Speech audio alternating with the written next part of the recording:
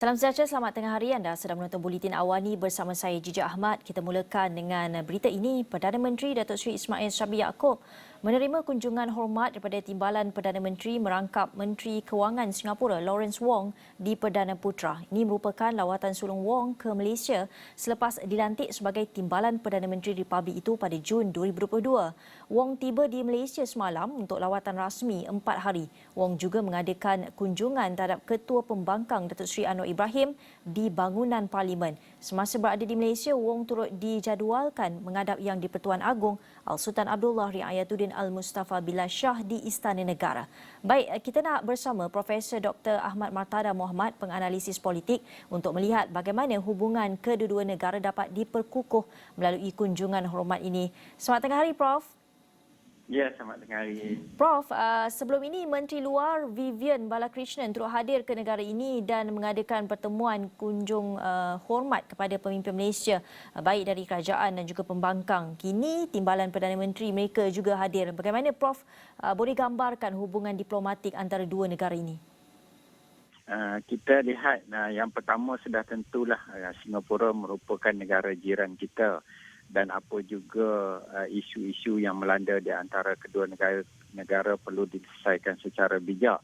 Dan sebab itulah kita melihat Yang Berhormat Perdana Menteri apabila beliau mula menjadi Perdana Menteri, antara lawatan yang negara yang pertama dilawati ialah Singapura. Jadi beliau merasakan bahawa hubungan baik di antara Malaysia dan Singapura sangat penting. Apatah lagi kalau kita melihat dalam kerangka hubungan luar, terutama dalam konteks negara jiran. Malaysia juga amat memerlukan hubungan baik dengan Singapura dan Singapura juga amat memerlukan menjalin hubungan baik dengan Malaysia. Dan kalau kita lihat dari segi perdagangan, Singapura merupakan rakan dagang utama Malaysia dalam rantau ASEAN dan juga nombor 2 di rantau dunia ini. Jadi sudah tentulah hubungan itu sangat diperlukan bagi memastikan bahawa kedua-dua negara mendapat faedah secara langsung dan tidak langsung. Jadi saya kira sebab itulah apabila Timbalan Perdana Menteri yang baru yang dilantik di Singapura dan terus melakukan hubungan diplomatik dengan melawat Malaysia, ini merupakan satu usaha dari kerajaan Singapura untuk menjalin hubungan yang rapat dengan Malaysia, dan kesungguhan ini juga dapat dimanifestasikan melalui lawatan-lawatan pemimpin-pemimpin di antara kedua-dua negara. Jadi saya kira ini merupakan satu norma yang pasti akan menjadi sebagai satu kepentingan bagi kedua-dua negara untuk memastikan hubungan kedua-dua negara terutama dari segi ekonomi, perdagangan, politik dan sebagainya terus berada pada landasan yang baik. Dan juga Wong ada bertemu dengan Menteri Kewangan Tengku Datuk Zafrul. Apa mungkin yang boleh kedua-dua ini belajar di antara satu sama lain?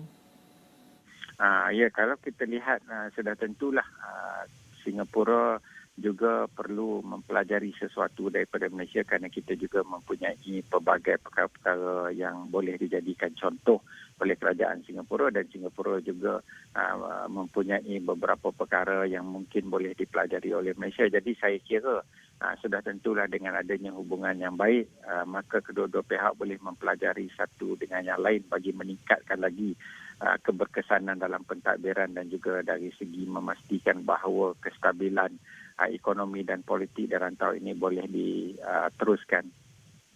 Dan Prof, kita lihat juga kunjungan Timbalan Perdana Menteri Lawrence Wong terhadap Ketua Pembangkang Datuk Seri Anwar Ibrahim di bangunan Parlimen semalam dianggap sebagai satu pendekatan yang sangat positif. Apa mungkin signifikan pertemuan itu?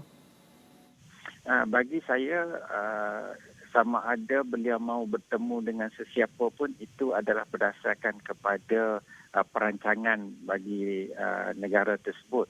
Yang kita mahukan ialah apa juga agenda-agenda yang ingin dibawa oleh pemimpin dari Singapura. Mereka mestilah memastikan bahawa ia tidak melanggar tata susila hubungan di antara kedua-dua negara, terutama bagi memastikan bahawa kenyataan-kenyataan yang boleh menimbulkan kemarahan daripada rakyat Malaysia tindakan-tindakan yang boleh menimbulkan kontroversi terutama di antara hubungan baik di antara kedua negara perlu dielakkan.